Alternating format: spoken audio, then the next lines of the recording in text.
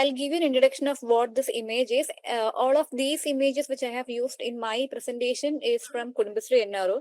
So this is while we were doing an activity called Web of Poverty, which actually sensitize the community about what is the vicious circle of poverty and then why poverty is deep rooted and major reasons. So there is a activity. So this is about that activity, and then really a nice picture which was captured from that. So yeah, this is the content. Introduction to SHGs, introduction to self-help groups and community development, SHG formation and institution building. Then I'll talk about health awareness in SHGs.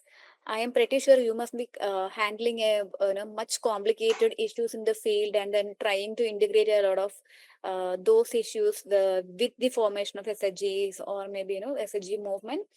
I haven't delved a lot into that, but what we can do, or maybe only a peripheral of what and how we can do through SHGs is mentioned here.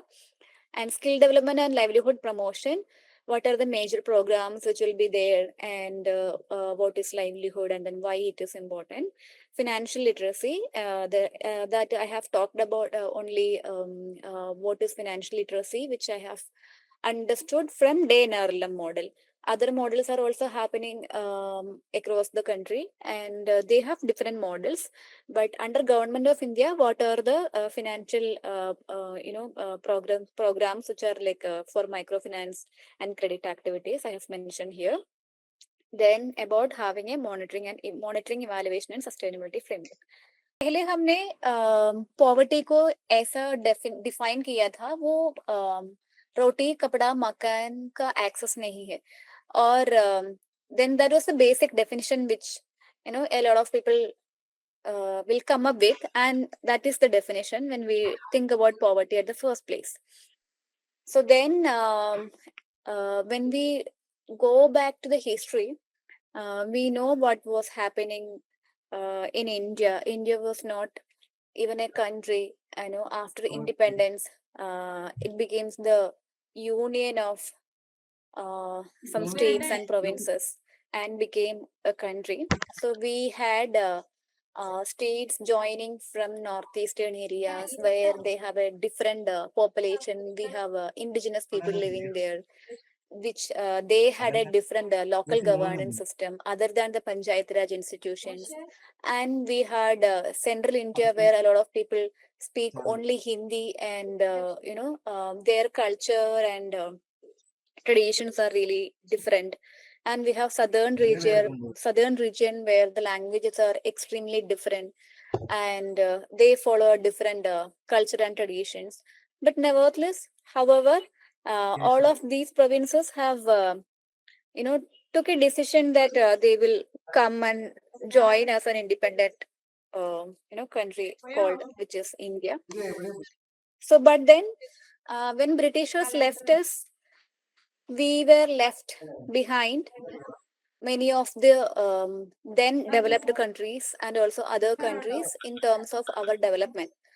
And a lot of our resources were looted by invaders by different means. So we were left with poverty, extreme poverty and hunger, and that was Government of India's prime objective, because how now though we have a country, how to feed this country, and then even before feeding, how to eliminate poverty from all these regions where languages are different, where culture is different, tradition is different, everything is different. So that is why India is called a unity in diversity. So yeah. So then the government had came up with many policies. Then 5-year plans was like coined up, and that was one strategy. In the beginning, they focused on agriculture. Then they thought about giving importance to manufacturing field. So our policies also got shifted. So then Amartya Sen, then the world was also shifting from different poverty approach, from only from the lack of financial empowerment, or maybe financial terms, to many other areas, like like you said, it is lack of access to many resources. It is lack of political lobbying, we can say, or maybe lack of information, lack of access to the institutions, public institutions. It is also about presence of social evils, and then marginalizations and discrimination which are caused to those social evils. So then all of these aspects should also be considered when we measure poverty. So multidimensional poverty index has come up. So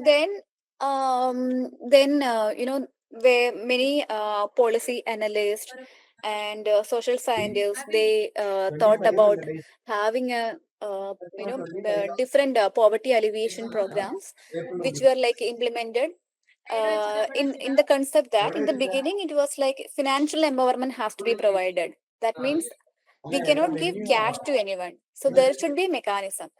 So for that, they came up with wage employment program, because most of the people were illiterate, and education was one of the reason, and lack of job opportunities was also there. So they came up with a wage employment program, and from that wage employment program, it has shifted its approach to self-employment programs. So government of India also had shifted its approach based on the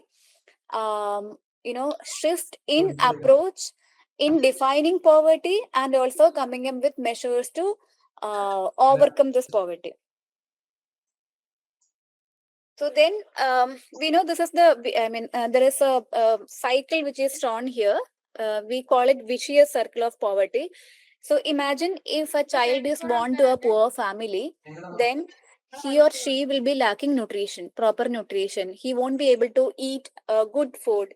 That means he will be a disadvantaged child when he is going to school. He won't be able to grab things what is being taught in the schools. That means his educational skills will also be lessened.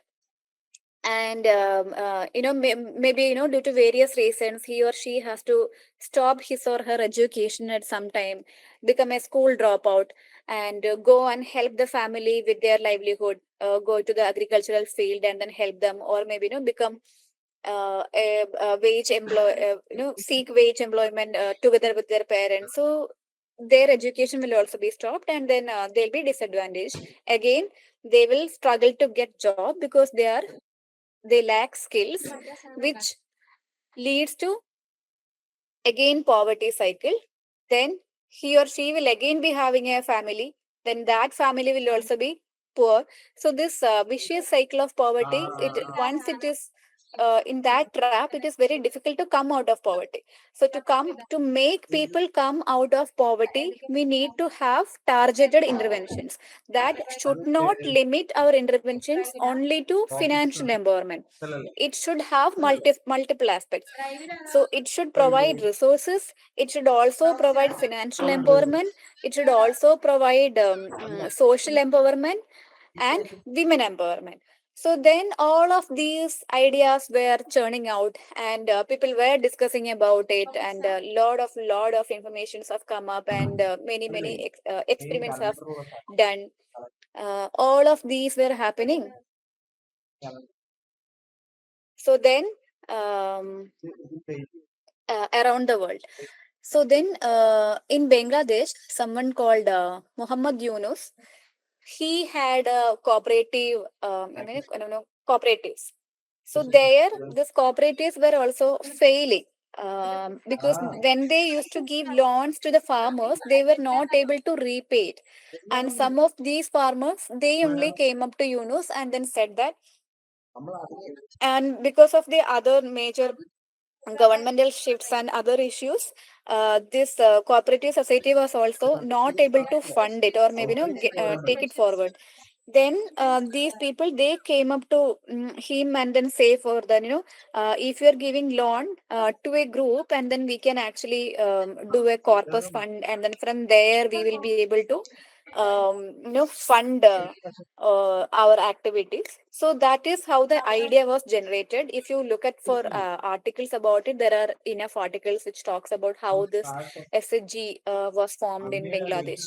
So initially in Bangladesh, Muhammad Yunus had experimented this SHGs.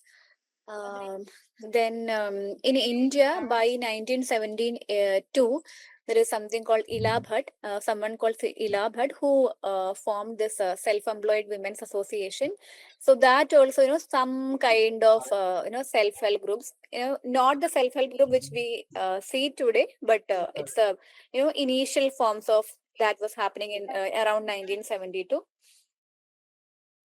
So Ilabhat organized poor and self-employed women workers such as weavers, potters, hawkers in the from the unorganized sector with the objective of enhancing their incomes. So coming and forming a collective, and then from there, how they can actually sell their products, or by giving them some incentives, linking with banks.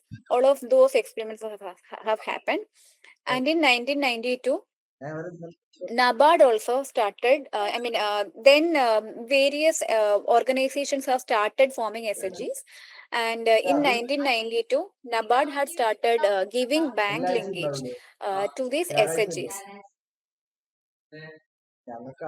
So they came up with the SHG bank linkage project. Now it is the largest microfinance project. So, like, from 70s to 90s, all of these developments have happened where various organizations from the government NABARD like agency have also pitched into the picture, and then tried to form these women into groups so that they will be able to come out of financial burden, doing some self-employment, some activity. So that was the idea. So in from 1991, in India also, we have gained SHG movement. Like in Kerala, Kudumbashree had started. I mean, Kudumbashree also started as a government program only. Government launched Kudumbashree in Alapi as a poverty alleviation program. And then it was scaled up to other districts, and then now it has become one of Asia's largest women network.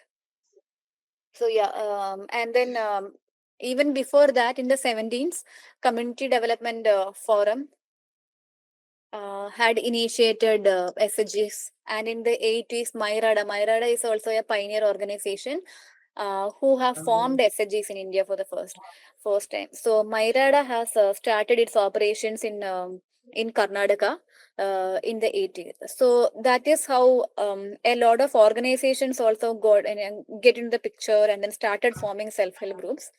And that was the time when a lot of NGOs used to work in the field also. For majority of these programs now we see that there are a lot of programs which is funded by the government, or maybe targeted approach from the government for dealing with whether it is health, education, or wash or anything. But at that time, it was more of these NGOs who had contributed for the development. So then all these NGOs were also started from the 70s and 80s in India. In some parts of the country, in either other, some people will be forming, and there were other organizations also, like Pradhan was one among them, Sadhan, all of those organizations were there. And yeah, from 1993, NABARD, along with the Reserve Bank, allowed SHGs to open savings bank accounts. So everywhere, SHGs, when these women started forming groups, they started putting a small amount of money as their savings. So once this small amount has become bigger amount for them, what they have, they planned is they had to have a bank account for them.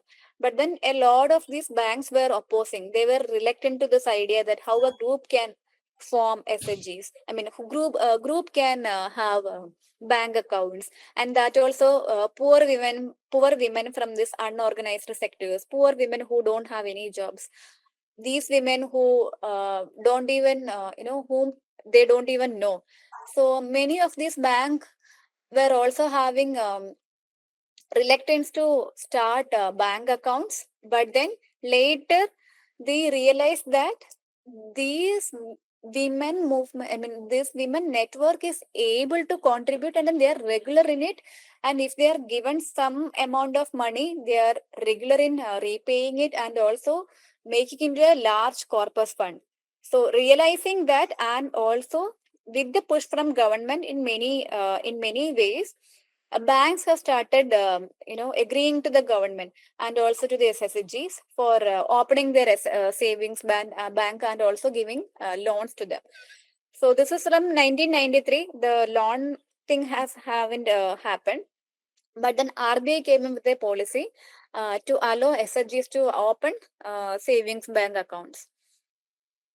And then at that time, in 1999, Government of India came up with Swarna Jayanti Gram Swarajgar Yojana, erstwhile SGSY. Now SGSY is renamed into DAY-NRLM. So SGSY had a different notion at that time. SGSY was only for promoting self-employment in rural areas and skilling of such groups. But then NRLM came up with a reorganizing this SGSY into more into women affinity groups who can handle not only the financial aspects but also to delve into social development aspects and also women empowerment. So these are the gradual changes which has happened by policy level and also the historically around the SHG movement in India. So in 2011, MOD launched a DAY-NRLM program. Earlier it was NRLM, now it is DAY-NRLM, Deen Dayal Antyodaya Yojana, National Rural Livelihood Mission. From 2011, and then DAY-NRLM is supposed to SGSY initially when they started, they were forming these groups, and these groups were formed through something called DRDA, Rural Development Agencies.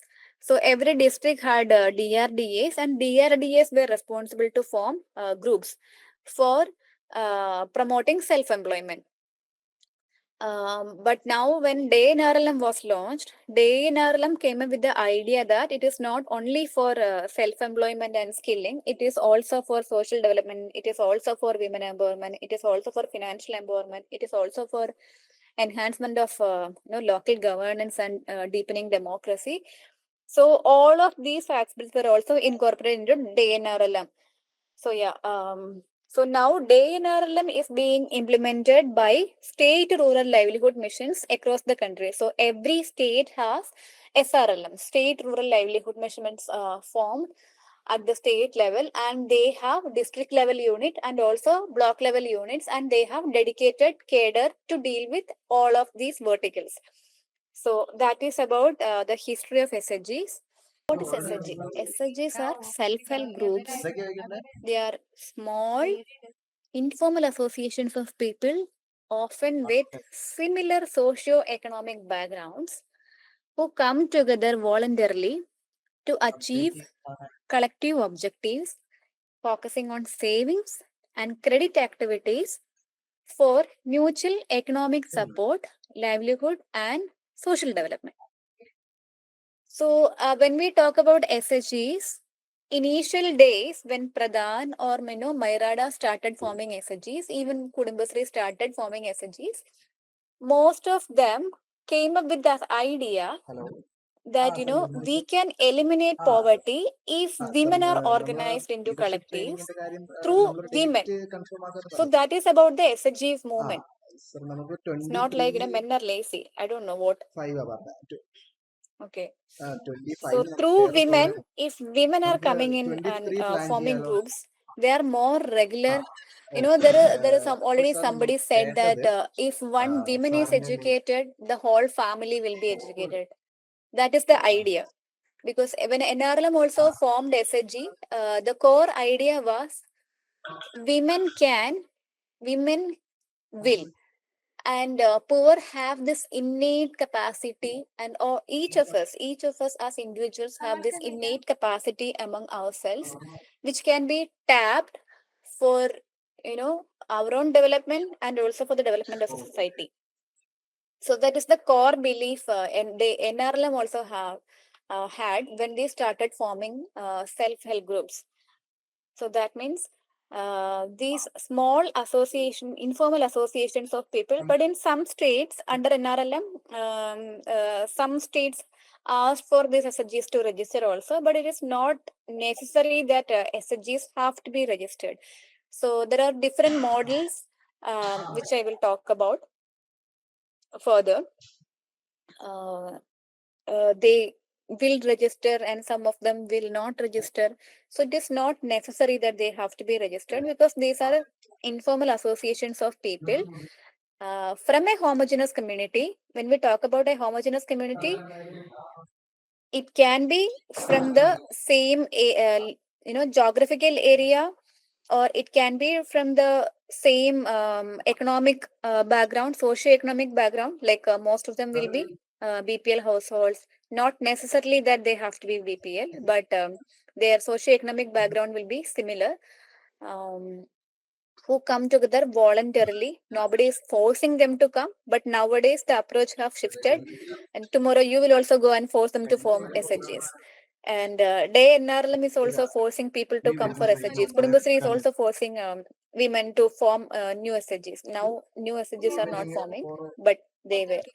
So, but yeah, all of these organizations, they thought they will come up with the idea that women can do something about for their own development, for the development of the society through financial empowerment. So in the beginning, everything was targeted as a financial empowerment, and then people thought development will come from this. Once financial empowerment is there, then women is also empowered and society is also empowered. So that was the idea. So, but here, that is the idea when all these organizations also, when they started forming SHGs, they gave emphasis to the financial empowerment. So, who came together voluntarily to achieve collective objectives. These collective objectives can be anything. So, there are organizations and SHGs formed for working against social evils, for gender development, and there are these SHGs or civil society organizations that are formed for financial empowerment also. So all of these differences are always there. So, but the common perspective is that they will have a collective objective, whether it is coming out of poverty, whether it is financial empowerment, gender empowerment, whatever it is, they will have a collective objective, and also they will be from a homogeneous community, and now they have their own savings which they will contribute regularly, either at every week or at every month, and they have access to credit and financial institutions which they will be using for mutual economic support, livelihood, and social development. So we can define SHGs into something like this, like informal associations of people. They come from a homogeneous background. They come voluntarily to achieve collective or common goals.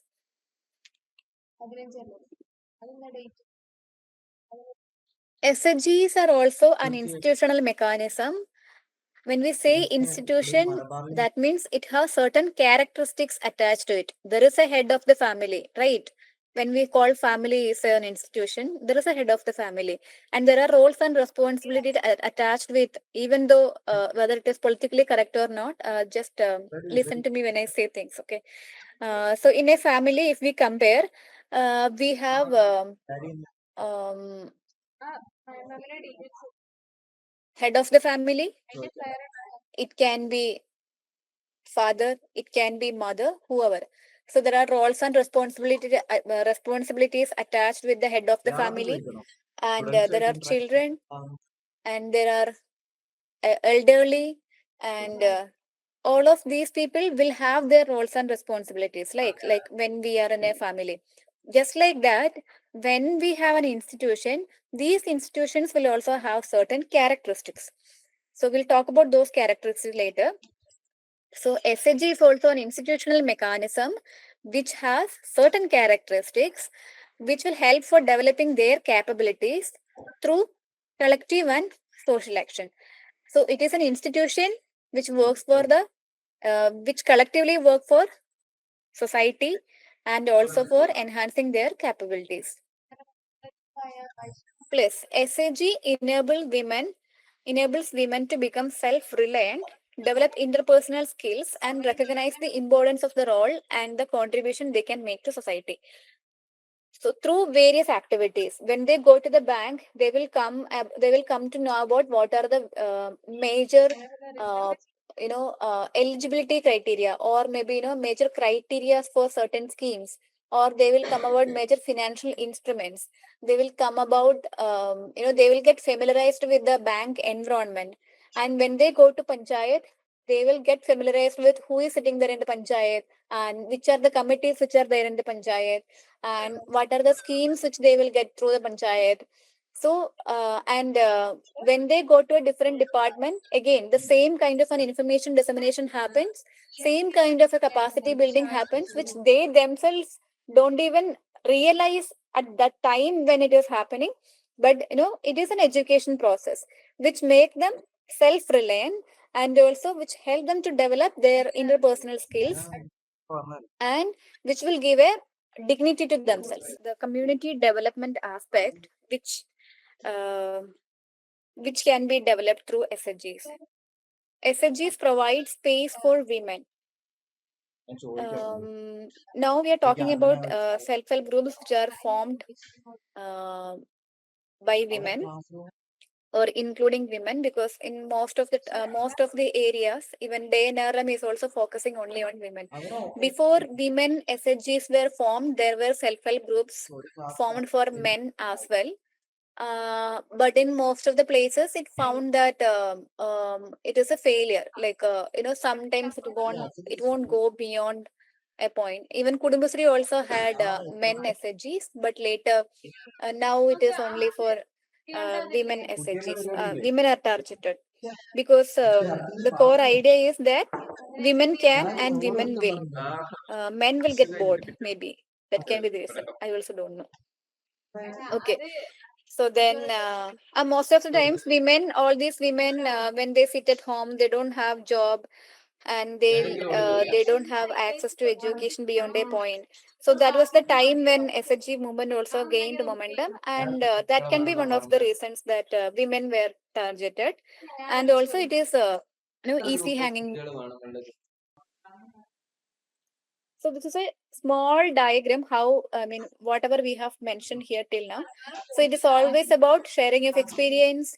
Then SHGs share responsibility. If they decide that one person will go to bank, then in this week president will go and then remit the amount in the bank. The next week secretary can actually take the savings and then go to the bank and then put it in the bank. And in the next day, even president, or somebody who's interested by president can go and then help one of these SHG women to access loan from the bank. So it is also about sharing of responsibility, enhancing the intellectual, social, and physical mobility of the women. So when we have SHGs, uh, they will have knowledge, and they will have their capabilities built through various training programs. Then they actually try to see themselves as dignity will be attached with them. So till before, when you actually interact with an SHG women, most of the times they will be saying is, before coming into an SHG, they used to take money from their husbands or parents or whatever. But after coming into SHG, most of them would have started doing something for their economic development, either through a wage employment program or through self-employment program. So they will start getting money. So that means they will start having their own decision making capacity. So if I have money, I will think about buying a salwar for myself, or maybe I'll think about buying medicines for my children. So it is about my decision making capacity also. and the social security through various social security programs. So when women are collectivized and institutionalized as SHGs, so they will have knowledge, they have their capacity built, and they have a self dignity attached with them, which will help them for mobility in social, physical, and intellectual mobility. So they will come to know about various programs, various schemes, and incentives which are available for them, who is eligible and who is not eligible, and eligibility criteria and major departments which will be providing all these schemes, and they will start approaching these departments. So they will get access to departments and the officials, so through which they will be gaining confidence to go and then ask for something, or maybe fight for something.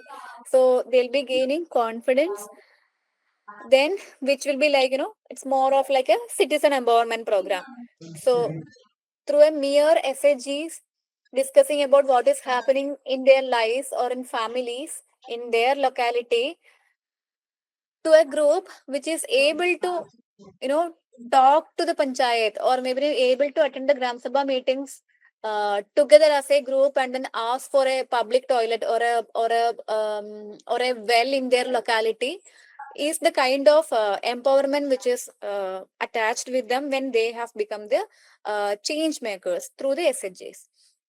So they will participate in the local self-governance mechanisms. They will participate in the gram sabhas, having conversations with their ward members, elected representatives.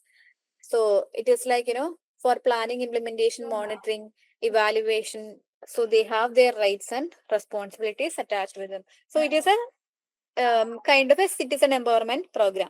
Functions of SHGs, we can classify it as economic upliftment, social upliftment, and democratic upliftment. So when we talk about economic upliftment, it is about the thrift and credit activities which they will be doing. If the meeting is happening at every week, then every week every member will be contributing some amount to the group, and they will be using it for internal lending or internal loan, uh, through which they'll be able to meet consumption expenses, or maybe for employment opportunity also, maybe to buy two chicklings, or maybe cow, to buy a cow for income generation activities as well. So it depends person to person. It can be for marriage purposes also, consumption purposes also. So then whatever it is, they are actually getting an access, or maybe opportunity to take part in their household level uh, you know um, uh, budget, and then also expenses. And they are provided with bank linkage. Bank linkage means when an SHG is linked to a bank, I mean an SHG is opened their account in a bank, and their savings are also deposited in the bank will give them loans. So that depends from state to state. State government will also be having schemes for that, and DAY-NRLM will also be having schemes for that, and organizations will also be having different schemes for it. So through this linkage, they will get linkage loan with a slashed interest rate, through which they can start enterprises or livelihood opportunities. So these are the major economic upliftment activities which happens through SHGs. And when we talk about social upliftment, it is about awareness building, about discriminations, rights, and the major opportunities which are available for them, and power of working as a group to break the barriers. How can actually they work as a group, and you know have a consensus with the local governments, or maybe with the financial institutions, with the major departments, and how to overcome the vulnerabilities varies. So in areas where certain population is vulnerable, migrated populations from they are classified as migrated populations, but then they'll be living in India for these many years, but they are still, you know because of certain community this thing, they'll be still vulnerable. So then, and they will be economically disadvantaged also. To overcome that, they should be provided with resources. To create those resources, to create assets for them, so there will be certain schemes which they'll be able to utilize. So which they can utilize through the SHGs. And also decision making power in home or community or society which is attached with the SHGs, and then the self recognition which they'll be getting.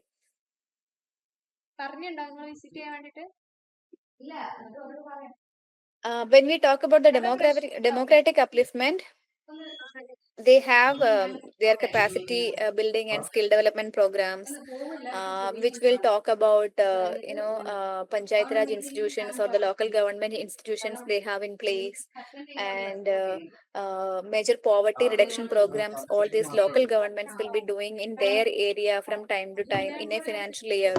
So every panchayat will be asked to make a gram panchayat development plan or an annual action plan, uh, which has to have participation from the community also, for which there are committees formed. So these SHG women can also take part in those committees and then demand for what do they need. If it is for education, they can actually have a demand that in one of the primary school there is no teacher, or maybe there is no provision of helper to cook food. So these kind of demands can also be put it in there. And also if there is no student teacher ratio is also less, all those demands can be put it into that through these committees. So those kind of capacity building and skill development will happen, and also they'll be able to participate in such discussions happening in the local government. And they'll be able to participate in the matters of public affairs and local governance process, participating in gram sabhas, having discussions in gram sabha, talking in gram sabha, and then demanding for their rights or entitlements, or maybe asking about why a woman from panchayat A who doesn't have anybody to help her, who's like aged woman, is not getting a house under PMAY, or someone else who is above BPL, or someone else who's APL card holder, why that person or that family is getting a PMAY house. So those kind of discriminations, or those kind of who is right beneficiary, who is not the right beneficiary, those kind of discussions can also happen at the gram sabha level, and then SHGs will be able to question that. Capability to ask question and capability to defend and negotiate. And then if they feel, if and then it happens that in many of the local governments, when we have ward members, so elite capture can happen. Also they can actually give certain benefits to people whom they like, or maybe from their community. It can happen, like biases can happen. So SHGs, when they are there, when they know that, okay, we should actually address this issue, they will be able to question about it in a group, in collectively. When they actually go and participate in this meetings, development seminars, or maybe in the working group discussion, or in the Gram Sabha discussions, they will be able to dissent any of these dissent the decisions taken by the ward member or maybe the panchayat, and then negotiate for what they want. Yeah. So these kind of functions are also having, SHGs are having, when it comes to deepening democracy. So that is about the major functions which we have categorized SHGs into. They are engaged in economic activities, in social activities, and also democratic upliftment. When we talk about, and which is contributing to majorly gender empowerment, or maybe women empowerment. So SHG movement is all about women empowerment through creating financial empowerment. So now Government of India is targeting gender also through this SHGs. So that is about the major functions of SHGs. Okay, then we'll go ahead with the major models, SHG models. So here, my experience is only with DAY-NRLM model. That is Government of India sponsored through the flagship program called DAY-NRLM.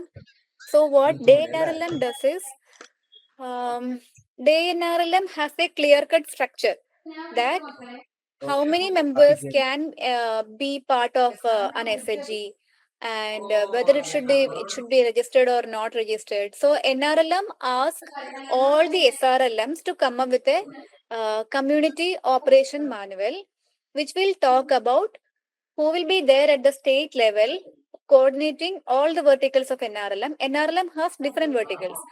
I told you that, major objectives of the NRLM is to target poverty, multidimensionality of poverty.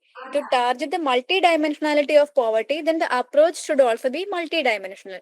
That means we should not only be targeting on the financial empowerment part, we should be targeting the major causes of poverty as well. That means providing livelihood opportunities through self-employment, and also through wage employment programs, and also agricultural activities. Livelihood is again categorized into different farm and non-farm.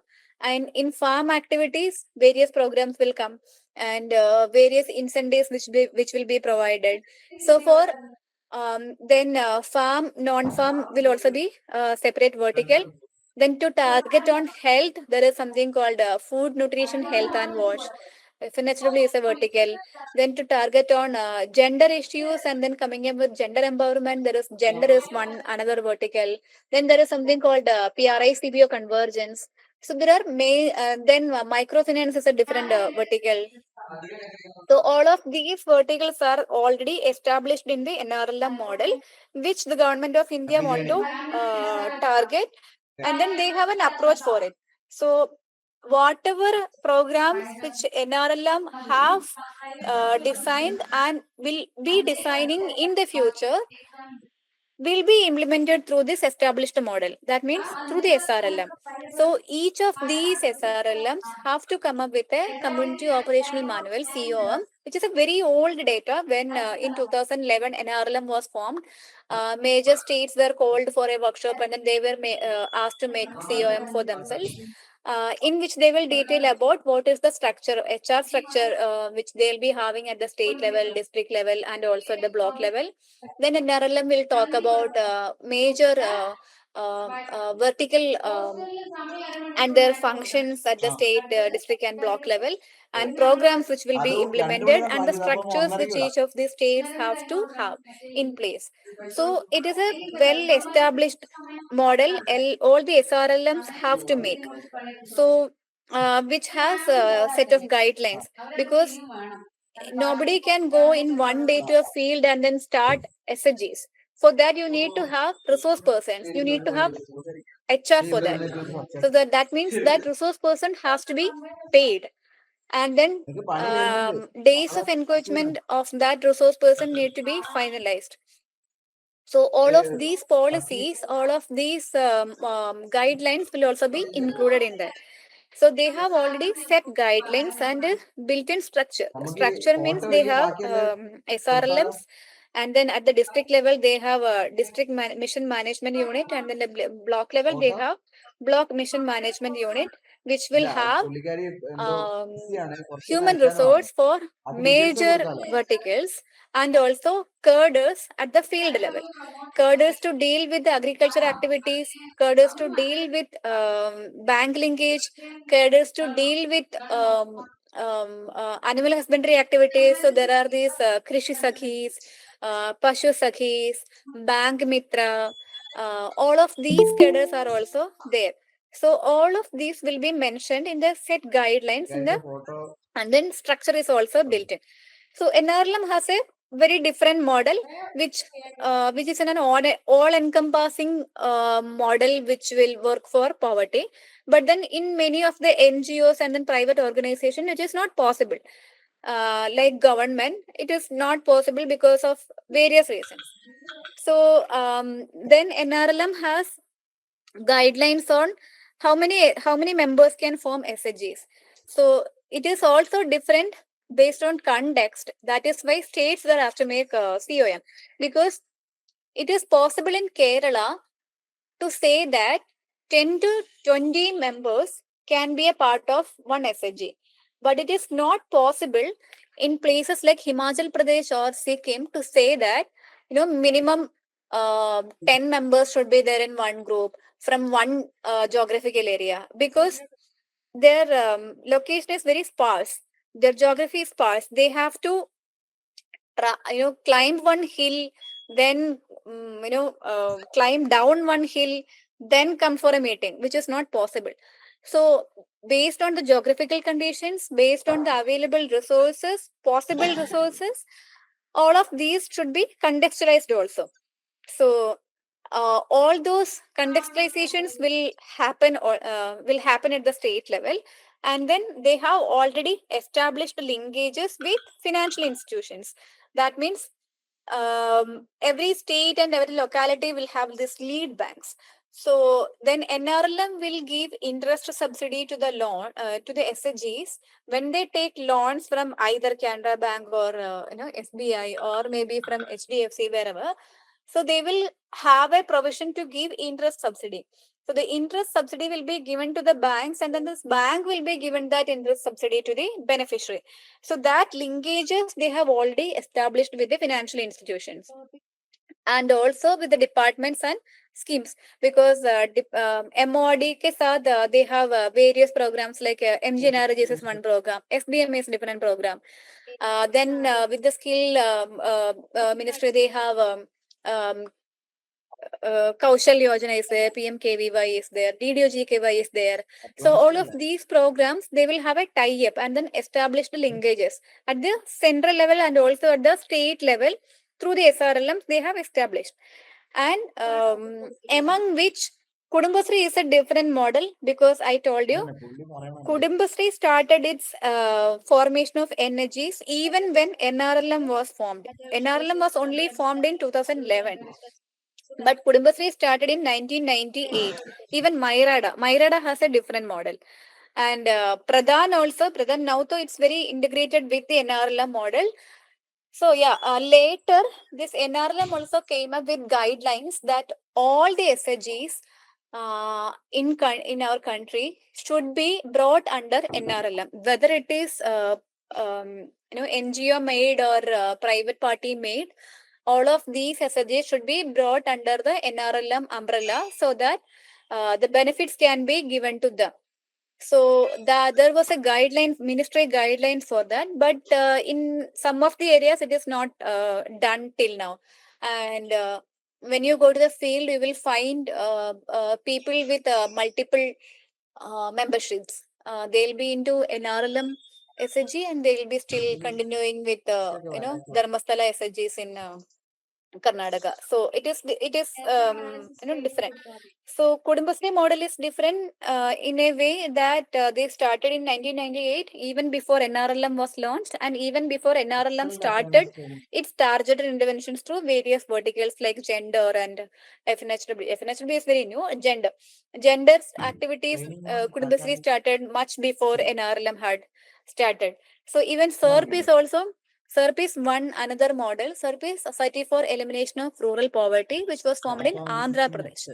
So Andhra Pradesh, they have a bank also called Stree Shakti. They have a bank. Even Odisha has a different model, OLM, and that is from the Odisha Urban Mission. They have a different model. So under DAY-NRLM, they are still integrated. Even Kudumbashree is also integrated with the NRLM model, so that Kudumbashree will get funds from NRLM and also will abide to what NRLM is asking Kudumbashree SHGs to do. So there are major programs, targeted interventions from NRLM, which will be implemented through Kudumbashree, even through SERP and all. So this is the NRLM model, which has government mandated programs, which has government mandated policies, which has government funds running in from the government and also contribution from the state governments. So they have major programs and verticals developed altogether. So which will have, it is not like, one SHG will only be focused on doing destitute free activities, or maybe, education, or financial empowerment. All of these SHGs under NRLM will have to do all of these verticals. So that is the NRLM model vertical, NRLM model of SHGs. Then now we have NGO funded models, which is like, even Pradhan's model is, Pradhan is one of the premier pioneer organizations started forming SHGs, and Srijan is also one NGO. All of these NGOs have formed these SHGs for their special purposes. It can be through, it can be for, based on that their motive to empower the society through financial empowerment, or maybe, having, working with the women on gender lines. So Anandi and all, Anandi is an organization in Gujarat. They work for in the gender areas, gender based violences, through these SHG collectives. So there are NGOs and organizations, they'll be having targeted interventions and special interests, for which they'll be focused on forming SHGs to target those interventions, or maybe, those special purposes. Then we have microfinance institutions.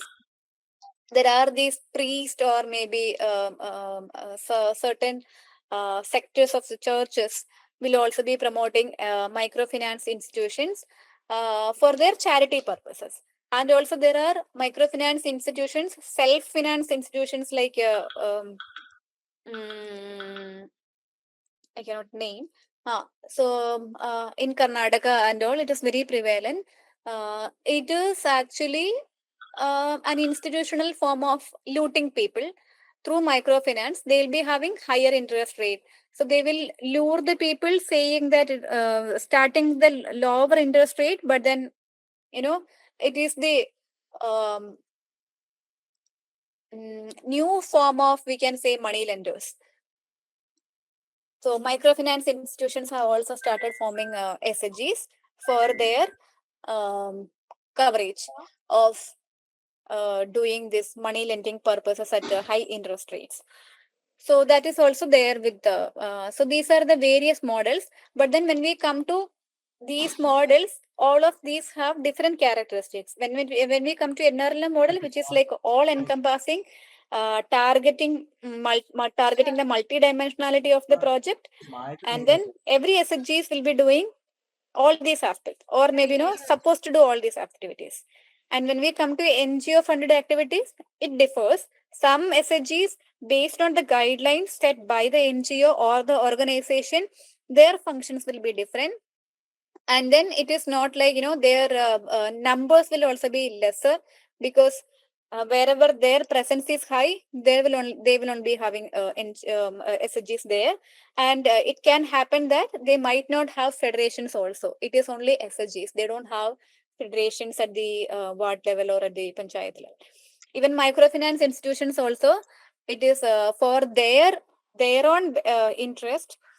They will be like, acting as new money lenders. So those kind of SHG promoted SHG models are also there in the field, when you can observe.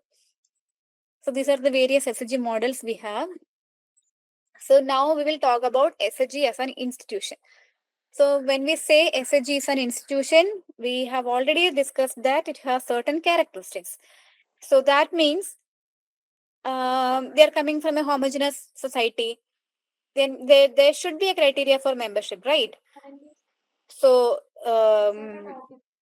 some states, have followed SECC data for forming the SHGs. SECC data is socioeconomic caste census data, which talks about who's poor, who's, other than having APL, BPL criteria. Even it is not mandatory that, you can only form SHGs with BPL households. In Kerala, if you look at, there are APL household members also in the energy group. So it depends. But then we should ensure that elite capture will not happen. It should be in such a way that elite capture cannot happen. when we go like NGOs like Tunnel, which goes with a special purposes in mind, then our focus is that our intention shouldn't be diluted. We want to do the quality work, and then we have to ensure that the quality will be there throughout. So that means we need to identify uh, the major threads. So in that way, we can actually set the criteria for the membership. So whether including APL family or not shouldn't be a criteria, but then it should be contextualized based on the geography and the people and the society. So one non-negotiable is like women from vulnerable and disadvantaged social economic background. If you see a woman who's a destitute, or maybe someone from a family who doesn't have any who doesn't have anyone to support financially, or not earning member, only students, or a widow, or you know having health issues, chronic health issues. So all of these women who are disadvantaged in the society should be brought under SHGs. And people who are politically excluded and marginalized, we know some areas there will be upper caste. I mean, upper caste term is actually not correct, but people who belong to privileged caste and classes, in some areas they will be the dominant society, but then at the same time there will be disadvantaged sections of the society who will be serving these people, who will be denied of their access to rights and entitlements, denied of their access to local governments, denied of their access to financial institutions or schemes. So those kind of people, we need to ensure that those kind of people are included, or maybe SHGs are formed for including those marginalized and vulnerable sections of the society. We can rely on SCCC data for that. We can rely on any other service if you want to conduct any service. So now, how SHGs is formed? How SHG is formed? That means anyone who is economically poor and is ready to abide by the rules and regulations that bind the functioning of that collective can be part of the SHG group. So it is not like one day they will come for the meeting, they will get loan, then they will repay loan, then they will go back and then say that we are not coming for SHG meetings from next month. Or once they come form the SHG, after 10 to 15 meetings, they're like bored. From tomorrow I will not be coming because they are only discussing about Kharwala issues, or maybe only sitting and chatting. So those kind of things will also happen, right?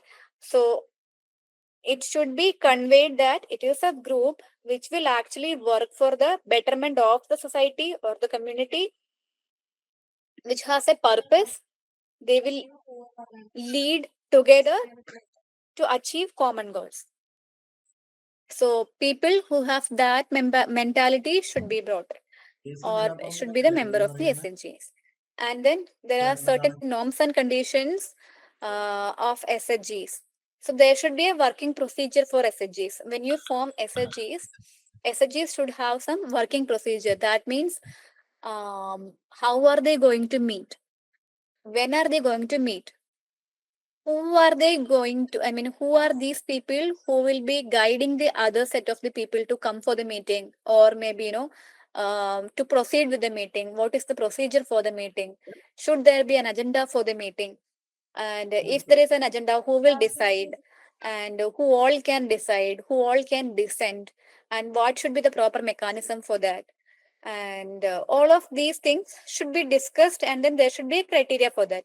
So that is the working procedure for SHGs. Maybe in places like Lachung in North Sikkim, we cannot say that weekly meetings should be conducted because they won't be able to come. There it is only possible that monthly meeting can happen. So those kind of contextualization should also happen. So that means you need to have a working procedure for the SHGs about their meetings. What will they do their meetings? Who all will be there in the meetings? What should be the attendance for a meeting? And if a decision is taken in the meeting, then what should be the quorum for the meeting? All of these things should be there. And also, we need to ensure that there are regular meetings conducted. If weekly meetings are conducted, every week they should meet. If monthly meetings are, I mean, in some cases, in exceptional places, it is possible only to have monthly meeting. So if it is monthly meeting, ensure that the monthly meeting is happening regularly and attendance is there. And ensure that the regular savings mechanism is happening and interloaning mechanism is happening. Also, they are repaying the loans on time. Along with that, they are updating the books of accounts. So these SHGs should be having various books of accounts, which has to be updated, because that will work as a transparent mechanism to ensure transparency among the SHG women. So there are these norms and conditions of SHGs which has to be fixed by the organization. So I can talk about these norms and conditions about DAY-NRLM SHGs, but then when you form an SHG, then there should be these criteria which has to be fixed by the organization. So this has to be fixed.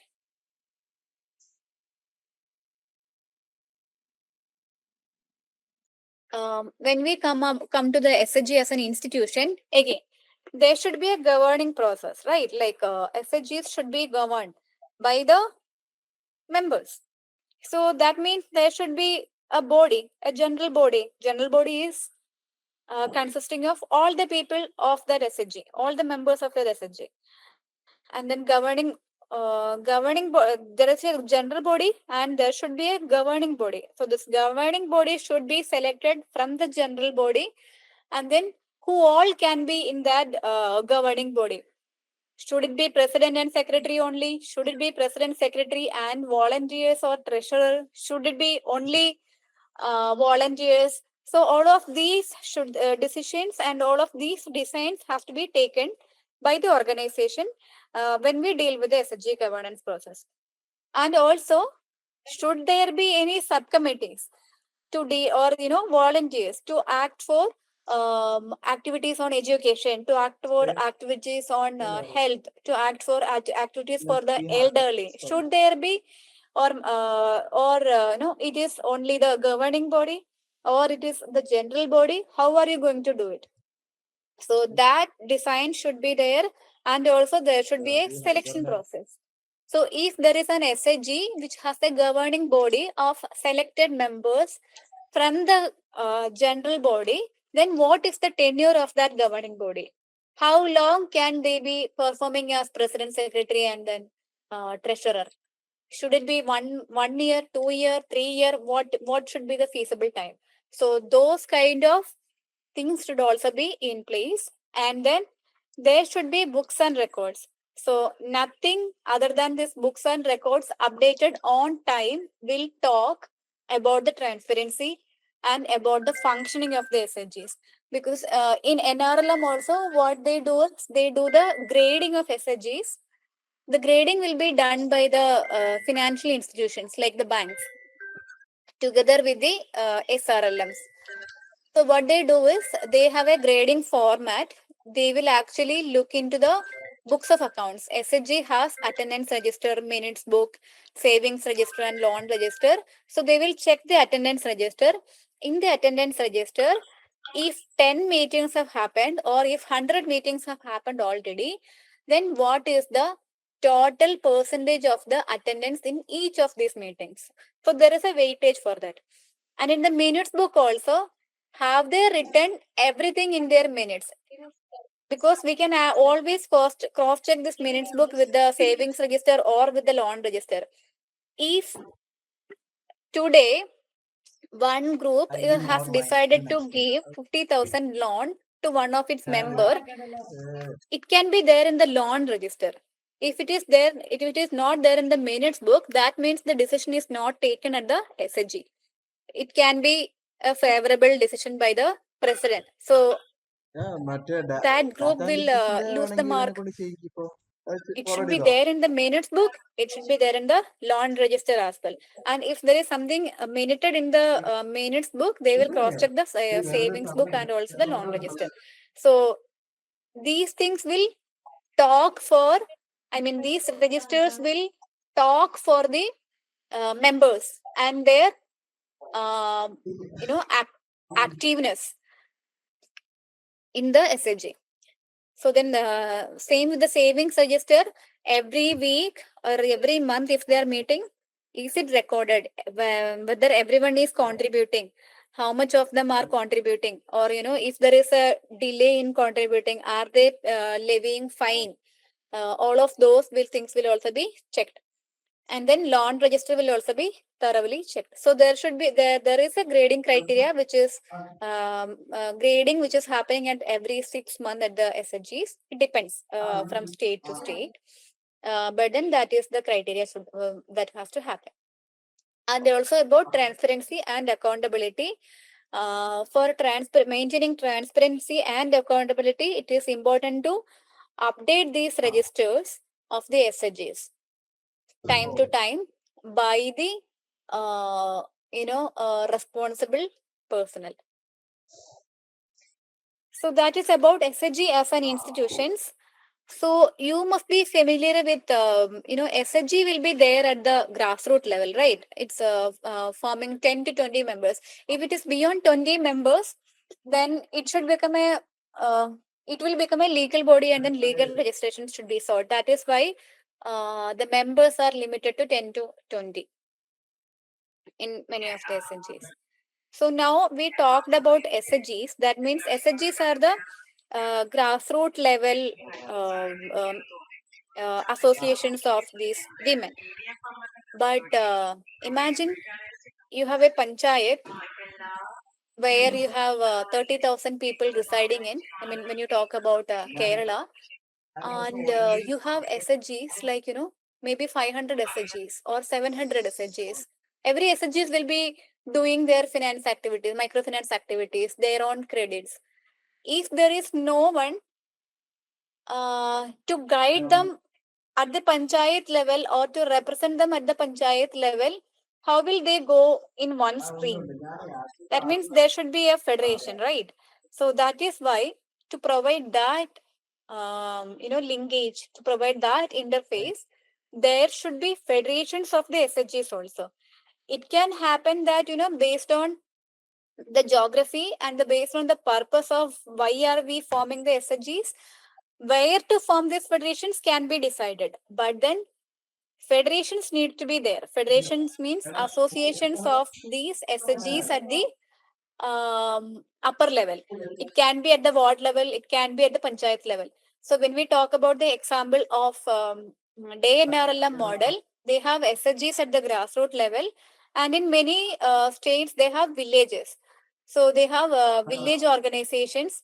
Village organizations are the federations of these SHGs, and at the cluster level they have federations of these VOs called cluster level federations, SHGs, VOs, and CLFs. So this is the 3-tier structure DAY-NRLM is promoting.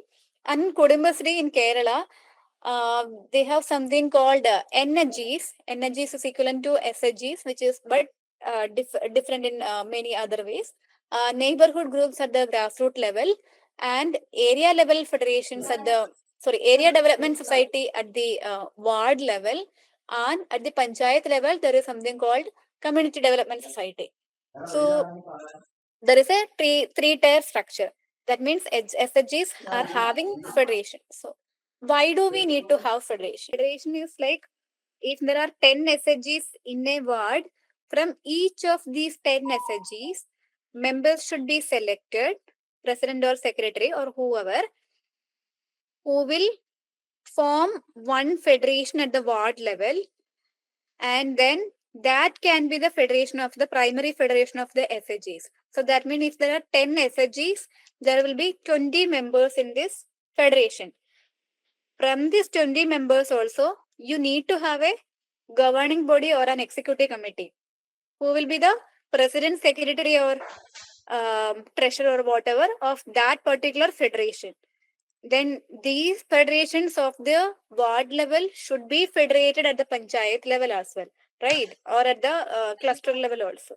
So then only you will be able to have, I mean, these SHGs will be able to have a conversation with the line departments, because most of the line department functionaries are placed at the Gram Panchayat level, and local government is placed at the Panchayat level or at the block level. So you need to have representation, but at the same time, you need to have the representation from the SHGs also. When we have a body which is coterminous with the local governments or coterminous with the departments, which have people from these SHGs, then it is called a federation. So now we are obvious that we need to have federations. So it can be formed at the ward level and also at the panchayat level, cluster level. It depends on the organization's purpose.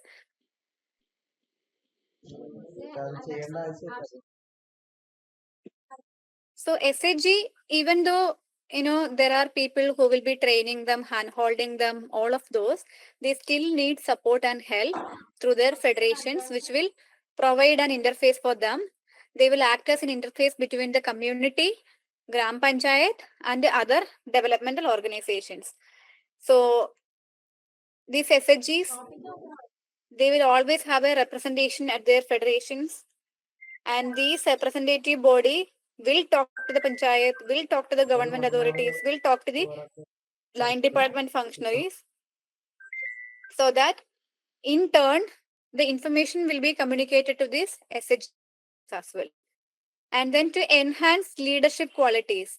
So by being a part of the federation, you are not only dealing with 10 or 20 members of that SHG. You will be dealing with 100 women in a ward level or at a panchayat level. That means that organic process of capacity development will happen to that person, whoever is the leader, or maybe whoever is the members of the committee of the federations as well, because their exposure to institutions, their experiences of doing things, their exposure to various trainings and external resource persons will be higher. That means their capacity will also be built. And to enhance these leadership qualities, uh, um, the federation members will get more opportunities, which they will in turn work towards the benefit of the SHGs and the community. So SHG federations, they do the expansion of knowledge by working very closely with the governments, local governments like Panchayat Raj institutions and banks, financial institutions, and various government departments like line department, agriculture department, veterinary department, horticulture department.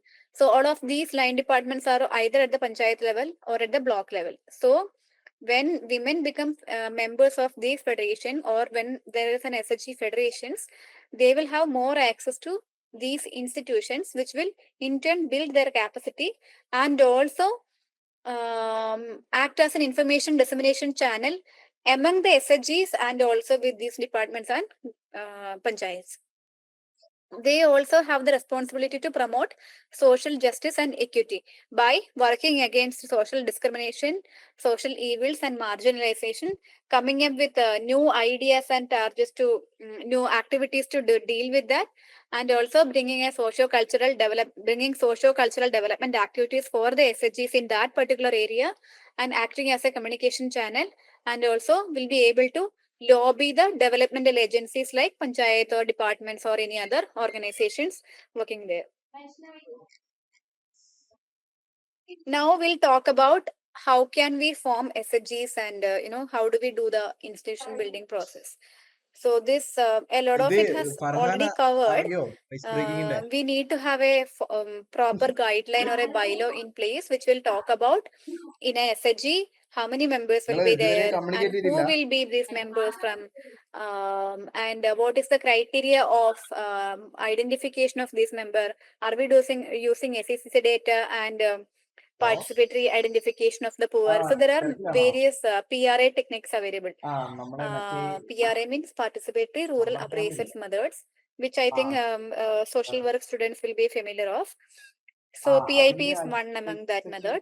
So are we going to identify these members through the PIP method, or is there already a relevant data which is collected by the organization? Are you going to use that? So all of these things should be clear about. And then members should be from 10 to 20, because beyond 20, then there is legal complications. Then fix the criteria and identify the geography, and where are you going to start with, and how the geographical context is, and also socio-political aspects of that particular geography, and select resource persons from the locals, so that this local resource person, when you select a local resource person, that person will be capacitated and also will be able to continue the activity there, like providing a sustainability alone. Once we stop the activity, there will still be somebody remaining at their panchayat or at the block level, who will be from the community, who will be able to take it up further, or maybe continue with the activities even if the NGO is not funding, or maybe continue with some part of the activity with other organizations or whatever. I mean, anyway, it is for the common good. So it is always better to select the resource person from the local level, and conduct periodical capacity building activities of the RPs, and also for the SHG network, that means SHGs and their federations. Then establish a cordial relationship with the local governments, whether it is panchayat, whether it is sixth scheduled areas, whether it is PESA area, whichever area you are working in. Ensure that you have a cordial relationship with the local governments, and use various mobilization techniques, like to form SHGs. You cannot go to one village one fine morning and then announce through the mic of your ward member saying that we are going to form SHGs. That will not work, right? So either you can conduct household mobilization process or ward mobilization process. So what are the techniques which you will be going to adopt for the formation of these SHGs should also be discussed. And then define the structure of your SHG and their federations. How many members can be accommodated in an executive committee? What all committees will be there in an SHG and also at the federations? And what is the structure of your federations and SHGs? So are you going to have a two-tier structure? Are you going to have a three-tier structure? Are you going to have a multiple tier structure? I mean, what should be, what is the structure you are going to have? And who will be the leader and who can become the leaders? All those criteria should be discussed in detail, and selection process for all these people should also be discussed. Like what should be the selection process? Who can be, contest for the selection? Who can be a president or secretary of that federation or an SHG? And what should be their roles and responsibilities? All of those things have to be discussed. Sandesh, I think these peripheral ideas will be fine, right? Because I was not writing because I also don't know what tunnel is going to have, because these criteria will also be fixed by the organization. The awareness within SHGs about nutrition. When you work about towards nutrition, there are already government programs which is implemented through ICDS, through Anganwadis, through Women and Child Department. So you need to have an idea about what are the programs which is already there. So through Anganwadis, there is a take-home ration which is given. That means cooked food which has nutrient content will be given to Anganwadi children, and also which has a diet chart which includes egg and milk, protein ensured diet, and which has leafy vegetables and protein and vitamin. So there is a diet chart which is there at the Anganwadi level. So all the Anganwadis should follow that diet chart.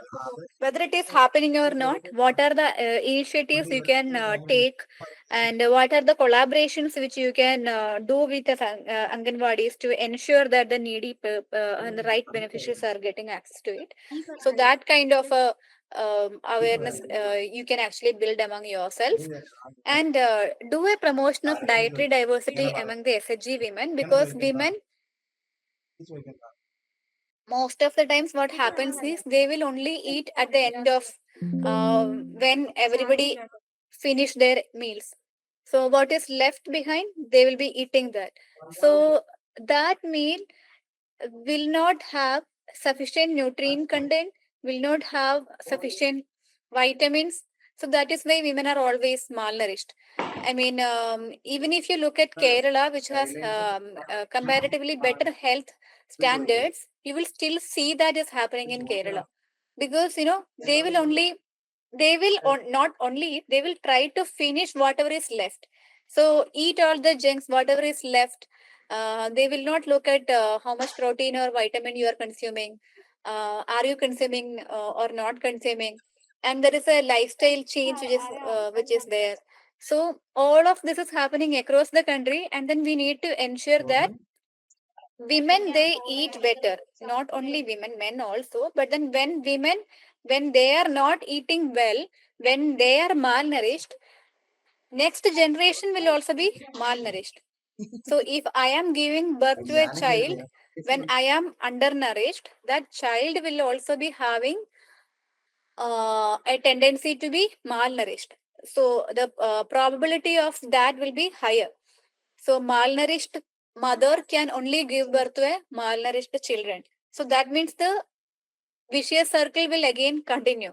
So ensure, when you work with nutrition, ensure that you have some kind of a action to do this dietary diversity among this SHG women, and also follow some social behavioral change communication methods to improve this dietary diversity, and have this capacity building mechanism is in place, which will teach what is nutrition, and what is intergenerational poverty, and the importance of diet diversity.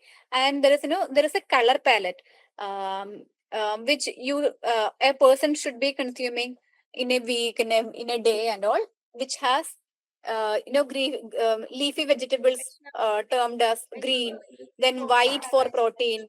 So there are this color coded diet diversity charts. So familiarize these charts to the SHG women using your in your capacity building trainings and programs and workshops. And also one mechanism to work towards this is promoting agri-nutri gardens through agricultural horticultural departments. So what is this agri-nutri garden? Agri-nutri garden is, it is an integrated approach, integrated with livestock rearing practices wherever applicable, and awareness generation on dietary diversity, particularly for women and children. And it promotes and also ensure to promote year-round availability of produce of different food groups, including legumes, medicinal herbs, leafy vegetables, seasonal fruits at SHG households, and also promote nutritional security of SHG members and their families at household level in a synergistic manner. So when you promote an agri-nutri garden with the support of an agriculture department, so you will be able to provide seeds to the SHG women to cultivate these vegetables or these agricultural produce. Along with that, have a tie-up with the animal husbandry department or with the poultry to get seedlings, chicklings, for which can be integrated with this agri-nutri gardens. But then, as an organization representatives, you need to ensure that round the year, based on the seasonal calendar, you should be able to, round the year, food availability and production diversity is maintained. And it actually will help to enhance the nutrition security through meeting micro and macronutrient needs, because these SHGs, when they are promoted to have agri-nutri gardens, they will be having this agri-nutri gardens along with a livestock. So they will have vegetables and also will have access to proteins. And for this, necessary inputs should be provided through the organization, through the NGO, or maybe through the department. So when they get free access to this, it can be credit also, financial credit, access to linkages, financial linkages. So when these SHGs, when they get these kind of support throughout the year, they will cultivate, they will have this, and then they will and they encourage them to consume it also, which will help them to less out of pocket expenditure, additional income from which and also will provide an additional income from surplus produce, and which will address social determinants through promotion of SBCC activities on dietary diversity at household level, which will give improved nutrition and health outcomes and better productivity. So then, what is integrated agri-nutri gardens? Integrated agri-nutri gardens promote year-round availability of various food groups in the agri-nutri gardens at SHG households, including marginal and landless households. Also, integrate livestock rearing models in agri-nutri gardens, chickens or ducks or whatever. And also integrate social behavioral change activities to address social determinants towards promoting dietary diversity and nutrition security among SHG households, and build the capacity of your staffs and community institutions, and coordination amongst departments should be ensured. So this is one thing which DAY-NRLM is focusing now to work towards nutrition security. And also, agri-nutri garden is just one example when what you can go about doing, and along with that, identify what are the available government schemes, and then try to do a convergence with them. And for that, you can actually form subcommittees at the SHGs or at the federations, which will act for these particular targeted interventions. And maybe forming of joint liability groups can also be a method. And ensure the take-home ration is accessible to all the eligible people, and targeted interventions are there for adolescents and malnourished children. So you can actually have adolescent club for adolescent children. If you feel in an area like Bihar, adolescent health is not discussed or promoted, then you can actually start forming these adolescent clubs with the children at the school level, in convergence with the health department and other charity organization, or tunnel itself can actually fund it also, based on whatever your bandwidth is. You should be able to come up with such targeted interventions. These are like under the purview of SHGs. These are the initiatives which you can go about doing. And about health awareness within SHGs, about bringing hygiene.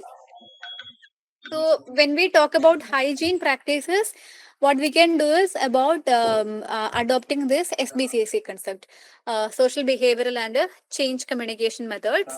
Uh, Come up with capacity building modules and materials related to the importance of hygiene and prevention of diseases.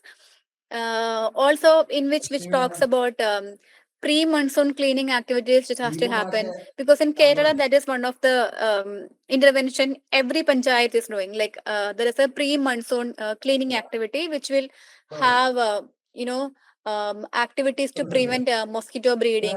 Asha workers will come to household level to check whether your household premises are kept clean, or whether it is a breeding ground for mosquito, and then waste management is properly done or not.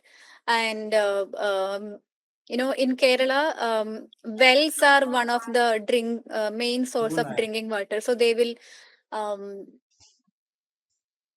they'll they will ensure that you have a safe drinking water mechanism from the wells, putting some chemical solution, I don't remember. Yes. So all of these activities will come in pre-monsoon cleaning activities, and also ensure there are convergence camps which you can actually do. Like you can actually tie up with the health departments. They will be having various programs for promoting hygiene.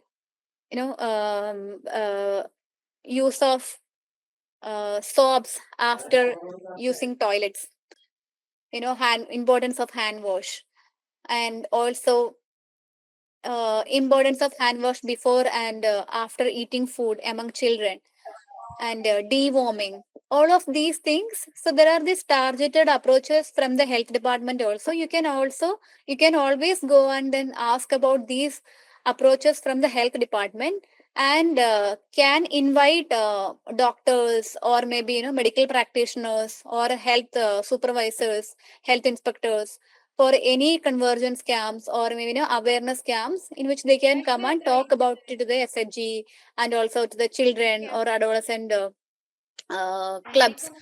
So those kind of try to have those kind of camps and awareness sessions for them, and also through SHGs and then their subcommittees have some mobilizational activities like street plays, art forms, or activities to sensitize whatever targeted intervention you will be having, and promote SBCC practices through modules and activities. There should be detailed, modules which you can actually come up with, which SHGs can discuss in their meetings. Federations can ensure that SHGs are practicing it or not.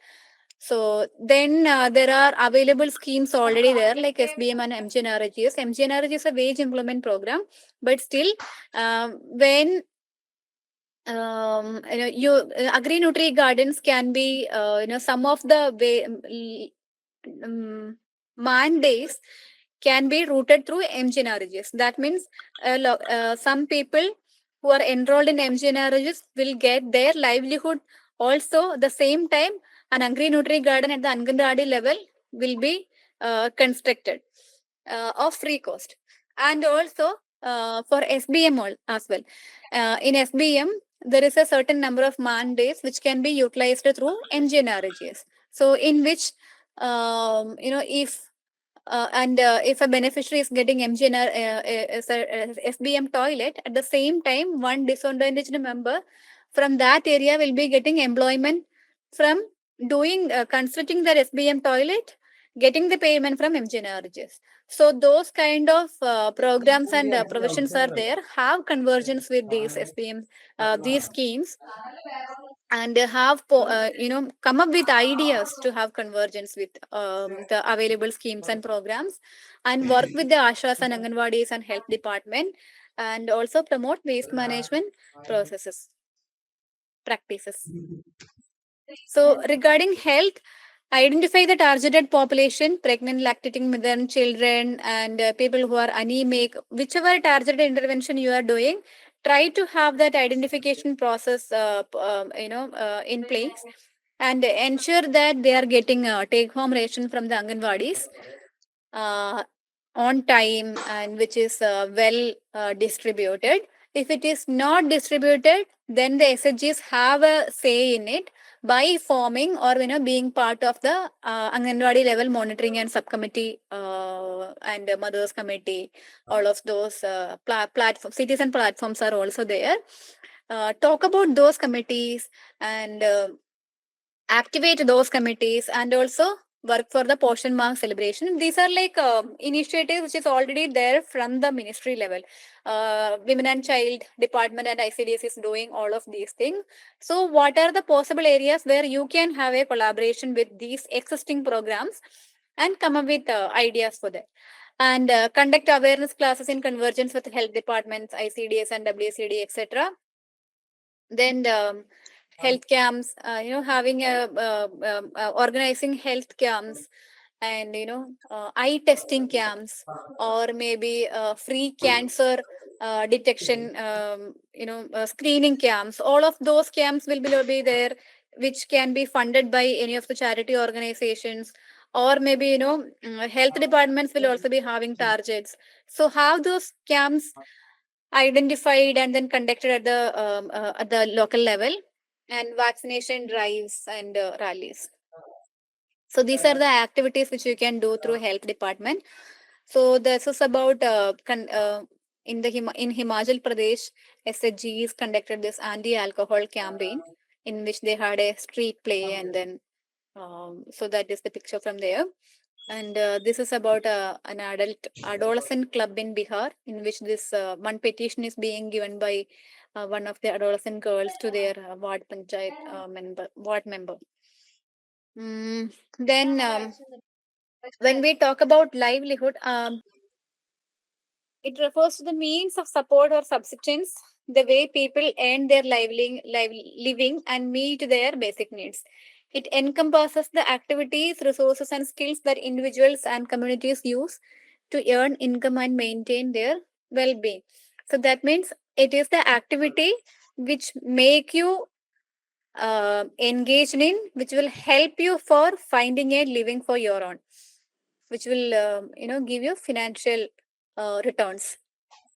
So that is the livelihood. It is the means and ways for people to earn their living and meet their basic needs. So that is a definition for livelihood. So when we talk about livelihood, we can actually categorize into self-employment and wage employment. So there are various programs which is for the both self-employment and wage employment. Wage employment, I hope MGNRGs is one familiar program to all of you, Mahatma Gandhi National Rural Employment Guarantee Scheme, through which 100 days of employment will be given to the rural population who wants for the unskilled laborers. So who wants to work under MGNRGs, they can actually go and then ask in the panchayat for an MGNRGs card, enroll in MGNRGs and demand for work also. If the work is not given, then there will be unemployment allowance paid to that beneficiary. So this is a beautiful scheme developed by the Ministry of Rural Development, which is being implemented in all the states. So that is there are schemes for the wage employment, which is mainly for asset creation. Asset creation means creation of commons for the village and for the people and the community. Asset creation for the villages, and also for ensuring employment to the unskilled rural population. And there are self-employment programs which are promoted through various ministries, which will include DDOGKY, PMKVY, all of those programs. And then through MSMEs are also there, Ministry of Small and Medium Enterprises.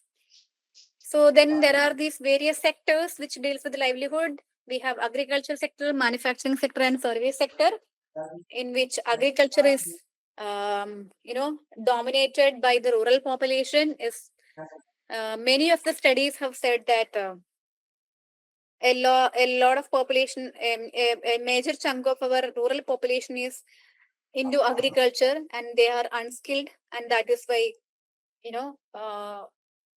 our development is slow paced, is what many of the studies are saying. Yes. Then we have these three sectors in which livelihood is possible. I mean, a major population of our country is seeking livelihood. What are the major challenges in livelihood? So when we talk about the rural areas, we know there is this poverty and inequality, and elite capture will be there. Privileged people from those caste and then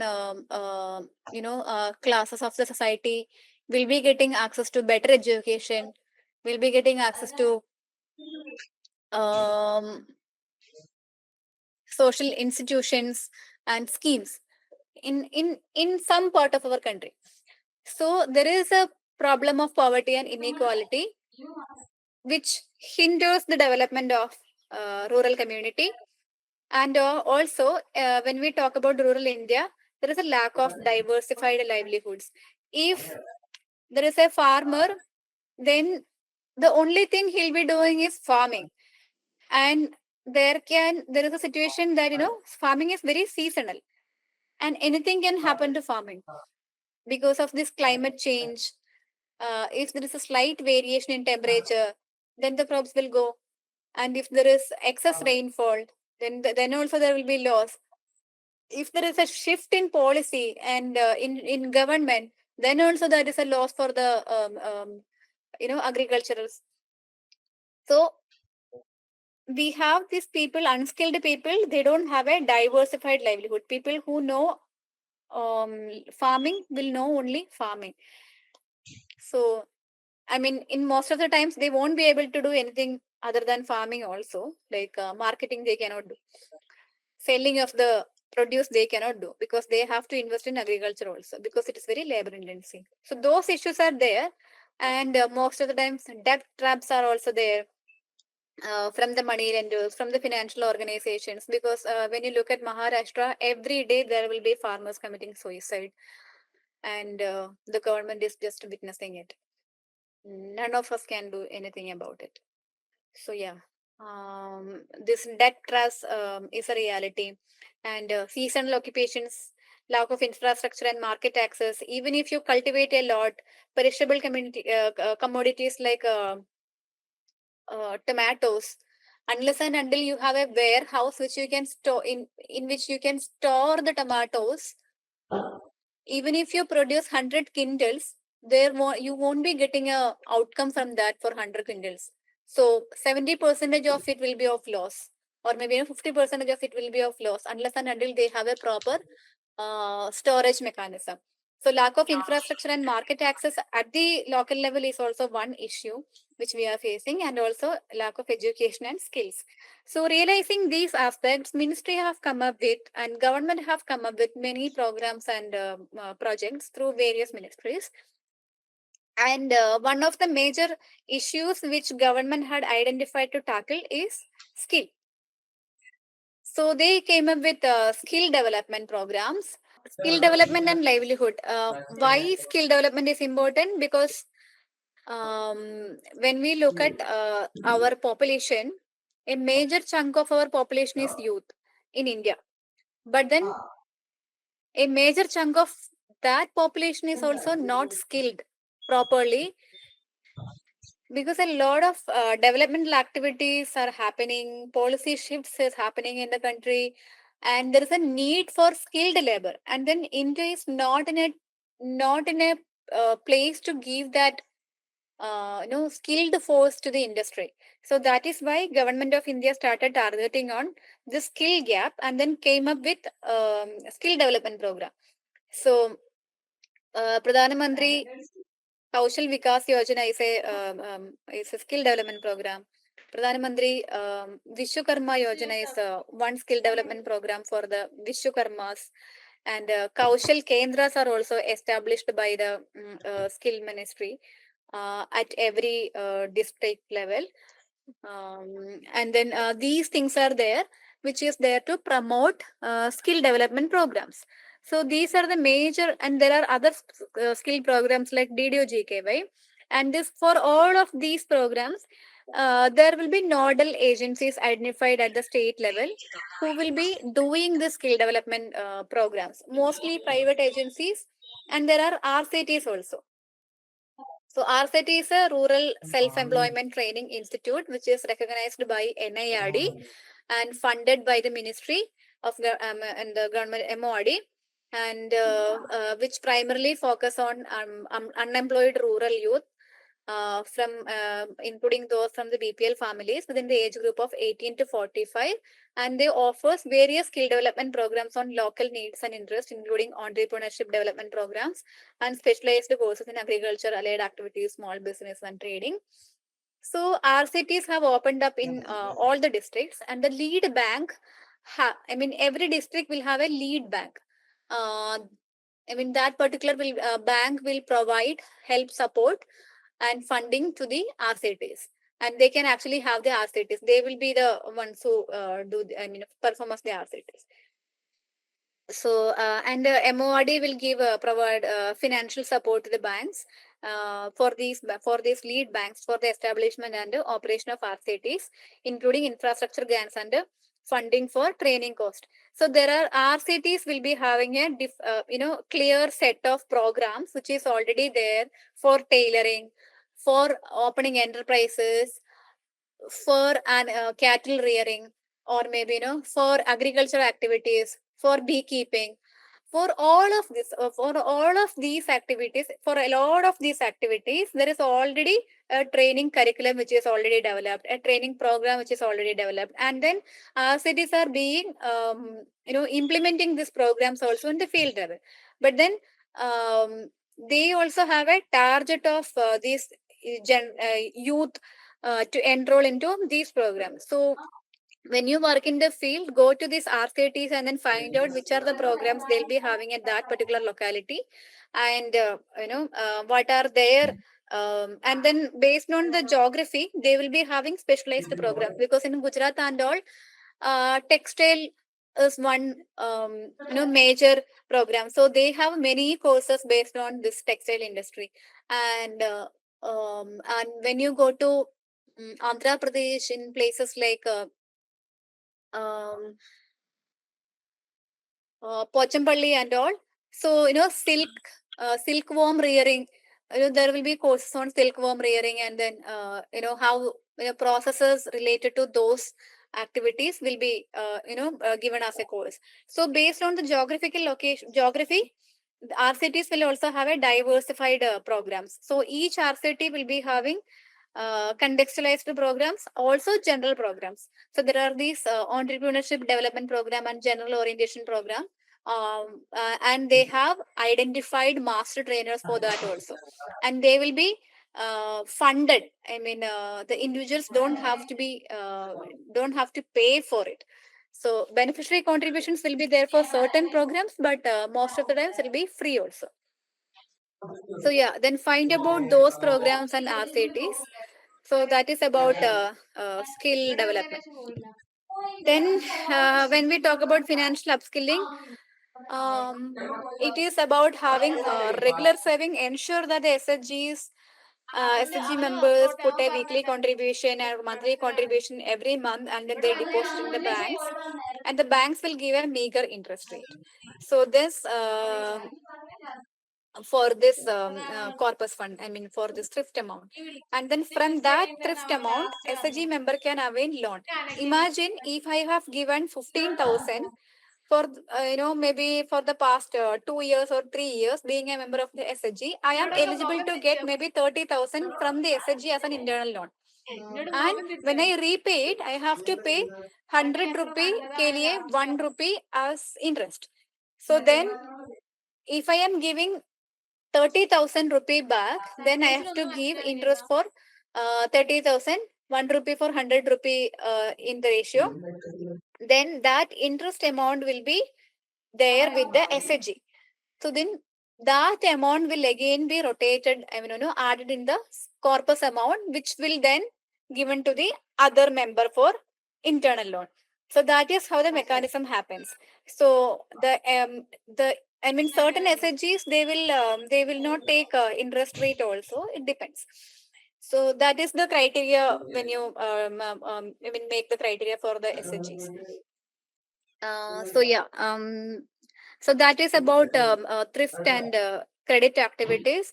Then incentives are given from the parent organizations. If it is from the NRLM fund, they give startup funds for the SHGs and VUs, and also for the CLFs, I mean federations, to buy books and registers, to find an office space, to find buy stationaries, and also come up purchase equipments, printer or laptop or computer or whatever. So those startup fund is also given, and revolving fund is given to every SHGs. I mean, it will be given to the federations. Federations will be giving it to the SHGs. Maybe 50,000 per SHG, and from that revolving fund also SHGs can give loans to the members. And with the interest rate, again this revolving fund will get bigger.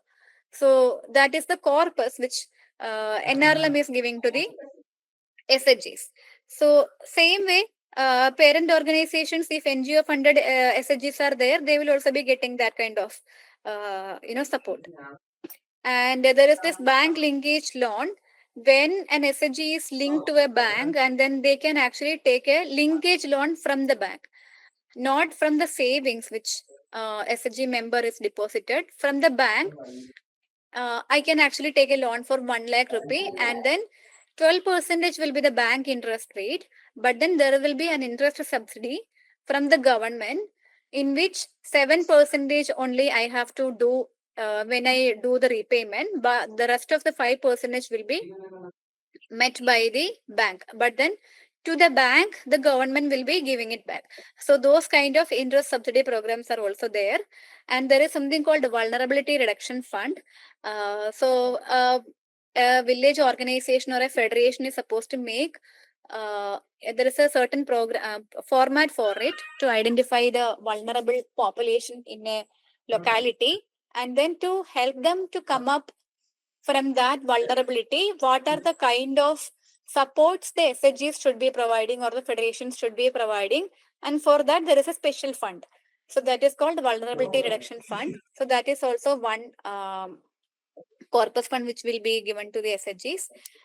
Then federations will also be getting the startup fund. So these are the major financial support SHGs from the NRLM network is currently getting. And also, I think it is different for NGO setup. In the NGOs also, they will be having different programs, for the different verticals, and incentives will also be given. And I want to re-emphasize that microfinance is the core component of any of the SHG movement, which help for the financial and economic empowerment of the community. So if you look at Kudumbashree, now they have around 9,286.71 crore, and they were able to sanction loans for 28,619 crores. So that is the kind of amount which will then be developed, like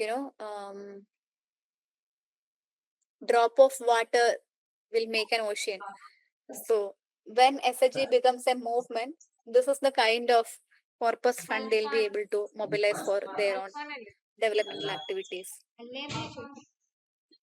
When we come to monitoring, evaluation, and sustainability, monitoring and evaluation depends on the 5 major components which we have discussed. That is about regular meeting, regular savings, regular internal lending, regular repayment, and updated books of accounts. If this is final, if this is correct, then nothing will go wrong.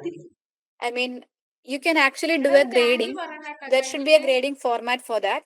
And periodical grading should also happen. And account auditing also can happen. So there are internal audits which will happen, and also external audits by the CAs, chartered accounts. So all of those procedures you as an organization can bring in to monitor the functioning and activities of SHGs. And these books of accounts will talk for the transparency of the SHGs.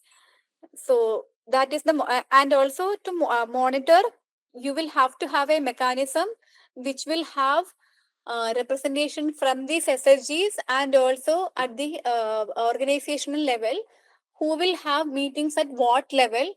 Review meetings and review mechanisms should be developed, and format should be developed for that. Monthly progress reports, and or maybe weekly progress reports, all those reporting formats should be developed, which will be collected by the professionals from the organization, and then a monitoring framework is opened. So those kind of monitoring framework has to be developed. And also, for addressing the challenges in the SHG functioning, it is simple as build faith among the community, have regular field visits, have strong community resource persons who are well trained, and provide regular hand holding and capacity building programs for them, and involve them in activity specific interventions. And then not only trainings, you need to give activity specific interventions for them, so that they will become live. Otherwise they'll be like sweeping in one side, and then you will be doing you will be carrying out your activities in one side, and then and at the end of the day, when you come to do the monitoring, there won't be anything. So whenever you do an activity, whenever you do a training, ensure that it is activity specific. Ensure that there is some task for these SHGs, for these cadres, for these local resource persons to follow up with, so that it will become live and come up with a robust monitoring and evaluation framework. So that is about having sustainability framework for the SHGs. So that is about today's presentations. If anybody have any doubt, you can put it in the chat box or maybe you can ask.